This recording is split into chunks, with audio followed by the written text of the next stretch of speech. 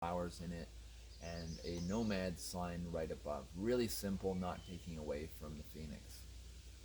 I was even thinking of wood burning the word into a piece of wood might be kind of nice, and then just let it sort of age, maybe.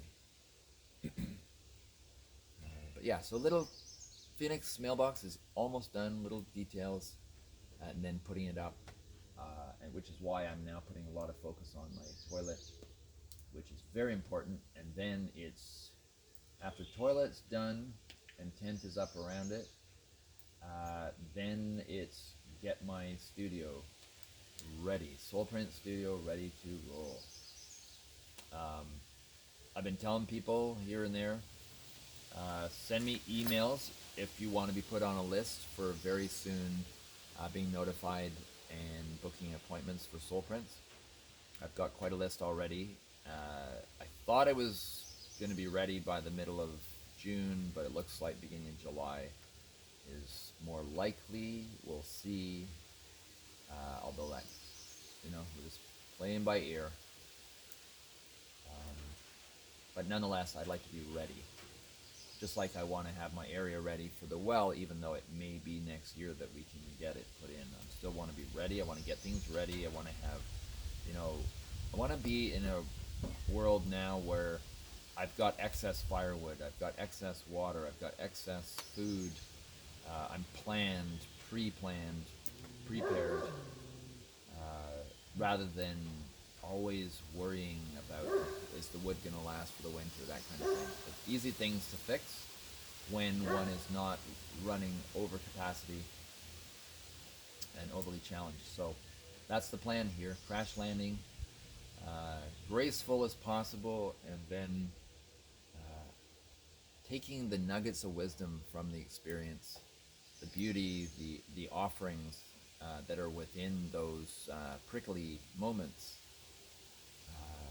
and lean into them to get that wisdom, that message, those messages, is kind of how I'm approaching things. Anything that will increase my communication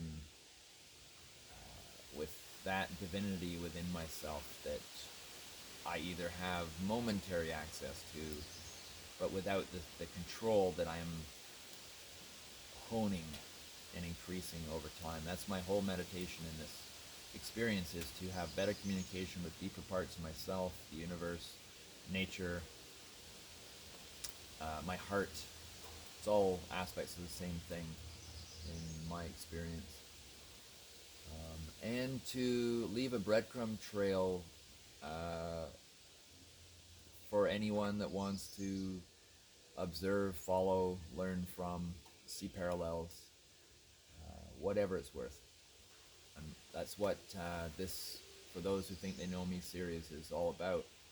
Is I'm trying to be as transparent as possible, not put up guards, not put on a veneer of what I think would be expected of me. I want to, for those that want to check, I am who I am. I'm not hiding anything. And for some of you, hopefully there is some value in that sharing. So I think I'm off to my oatmeal with nice chunks of banana cooked into it. I'm looking very forward to it. I cooked it the other day, so recooking it now, it's going to be nice and creamy. And it'll stick to my ribs.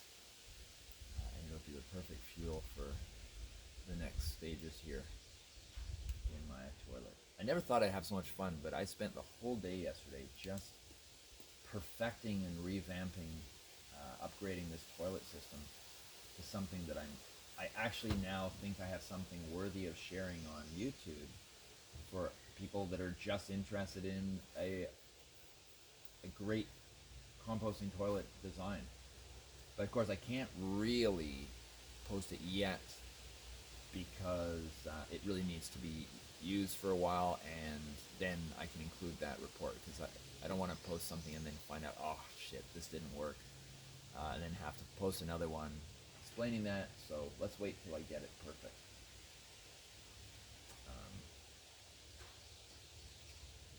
But yeah, this really, just show you before I turn this off, all these in the right place. Scattered on the floor in front of me here, like a little palette of expression. Yeah. Put all those there. And I'll just show you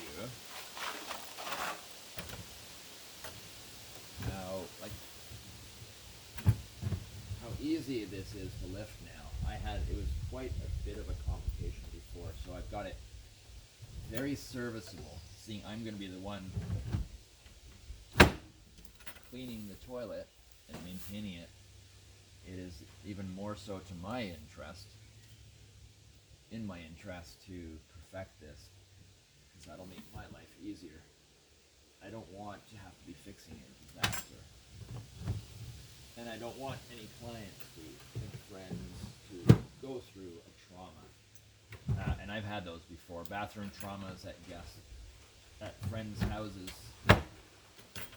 One time, over 20 years ago, I was in my, I think, early 30s or late 20s, and I was at a friend's place at night, and there's people sitting all around the coffee table and having a drink and a toot off a joint. And a lot of academics, and at the time I kind of held them on a bit of a pedestal, which is wrong, because I learned really quickly that there's a lot of stodgy, boring, needle stuck in the record academics, that academia is not some source of elite whatever. They might make some money, but that's about it. You earn the respect you get not by being an academic, but by what you contribute, I think. And I was full of some cool people and some not so cool people, but nonetheless, at the time, I held them in high esteem. And I went to the bathroom, and the whole house was very cool, actually. It had a lot of wicker, had a bit of a tree fort feel. It was Queen West in the back,